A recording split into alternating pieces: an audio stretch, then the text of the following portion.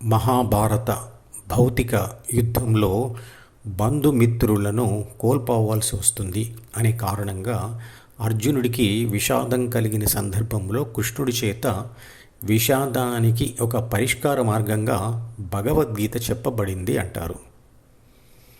శత్రువులందరినీ చంపి రాజ్యాన్ని గెలవమని అందులో చెప్పబడిందా?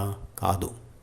మొట్టమొదట అర్థం చేసుకోవలసిన విషయం ఏమిటంటే, ఈ భగవద్గీతలో తెలియచేసిన ఈ శత్రువులందరూ భౌతిక శరీరదారులు కాదు. కాబట్టి కత్తులతో శరీరాలు నరకబడడం అంటూ ఉండదు. ఆ శత్రువులు తన మనసులోనే ఉంటూ ఆత్మకు విషాదం కలిగించే ప్రపంచ సమాచారం మరియు కోరికలు మాత్రమే. వాటిని చంపడం అంటే వాటిని వదిలివేయడమే. భగవద్గీత చూపిన దారిలో నడిచిన వ్యక్తికి ఆ శత్రు సంహారం జరగడమే కాకుండా సమర్థత పెరగడం మరియు గెలుపులు పొందడమే కాకుండా జీవితంలో విషాదం కలిగించే ఇతర సంఘటనలు జరిగినా అవి అతని మీద ఎటువంటి ప్రభావం చూపవు.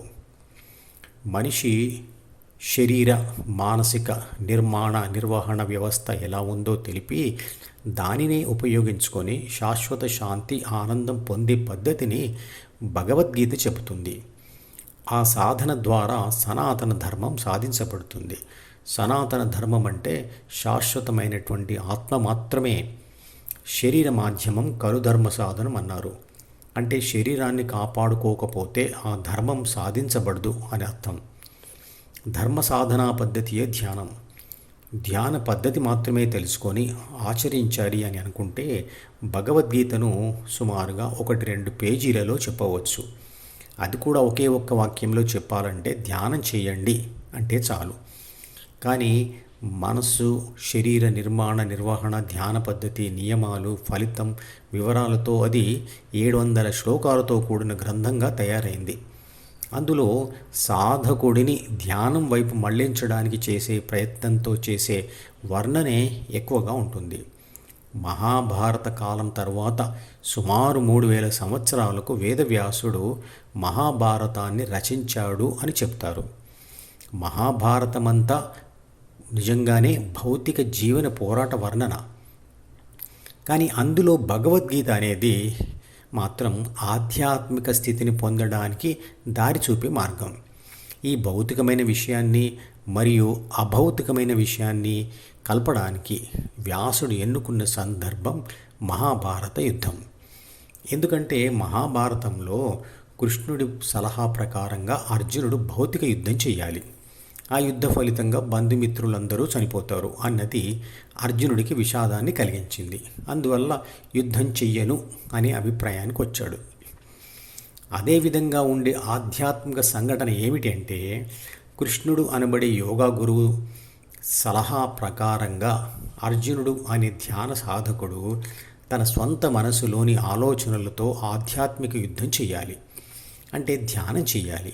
ఆ ధ్యాన ఫలితంగా ద్వితీయ మనసులో ఉన్న అన్ని కోరికలు అంటే అన్ని ప్రాపంచిక బంధాలు తక్షణమే విచ్ఛిన్నమైపోతాయి.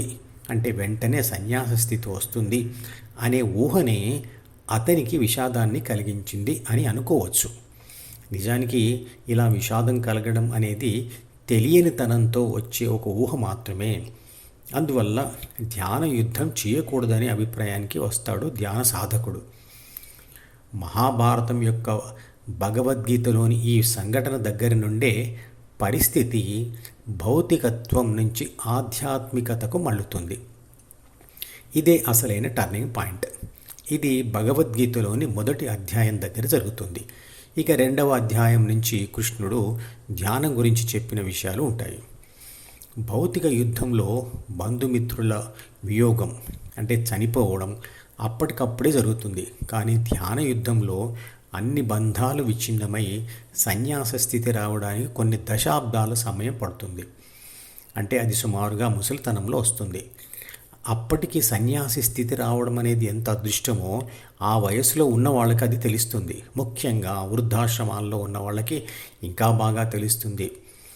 ప్రాపంచిక గెలుపుల కోసమే కాకుండా ఒక సమస్య పరిష్కారానికి అన్ని రకాల ప్రయత్నాలు చేసిన తర్వాత కూడా అపజయంతో వచ్చే తీవ్ర విషాదాన్ని తట్టుకోవడానికి ధ్యాన మార్గం తప్పనిసరి. భగవద్గీతలో చెప్తాడు, ధ్యానానికి విషాదం ఒక్కటే కారణం కాదు. అర్ధార్థి మరియు జిజ్ఞాసువులు కూడా ధ్యానం చేస్తారు అని. ఆర్తి అంటే బాధలో ఉన్నవాడు, అర్ధార్థి అంటే జీవితంలో ప్రాపంచిక విజయం, డబ్బు, సుఖాలు కోరుకునేవాడు, మరియు జిజ్ఞాసువు అంటే దేవుడిని తెలుసుకోవాలనే పరిశోధనాత్మక ఆసక్తి కలవాడు. ఈ ముగ్గురులో జిజ్ఞాసులు అనేవాళ్ళు చాలా తక్కువ మంది ఉంటారు. ప్రాపంచిక గెలుపులకు, సుఖాలకు కూడా ధ్యానం ఉపయోగపడుతుంది అని తెలుసుకున్న వారు కూడా చాలా తక్కువ. భావాలు మరియు కోరికలే ప్రాపంచిక అనుభవాలకు కారణమవుతాయి. ప్రకృతి సహకరించక కొన్ని విషాద అనుభవాలు కలుగుతాయి. విషాదాలు రావద్దు అనుకుంటే కోరికలను, భావాలను వదలాలి. ఒక బలమైన భావాన్ని కానీ కోరికని కానీ వదలడం అంత తేలికైన విషయం కాదు. అందుకు మనసులో ఆ భావంతో లేదా కోరికతో యుద్ధం చేయాలి. ఈ మధుపదం యూట్యూబ్ ఛానల్ వీడియోని సబ్స్క్రైబ్ చేసి గంట గుర్తును నొక్కి ఆల్ని సెలెక్ట్ చేసి ప్రతిరోజు యూట్యూబ్ ఓపెన్ చేసి అడుగున ఉన్న సబ్స్క్రిప్షన్ బటన్ నొక్కితే అన్ని లేటెస్ట్ వీడియోలు చూడవచ్చు.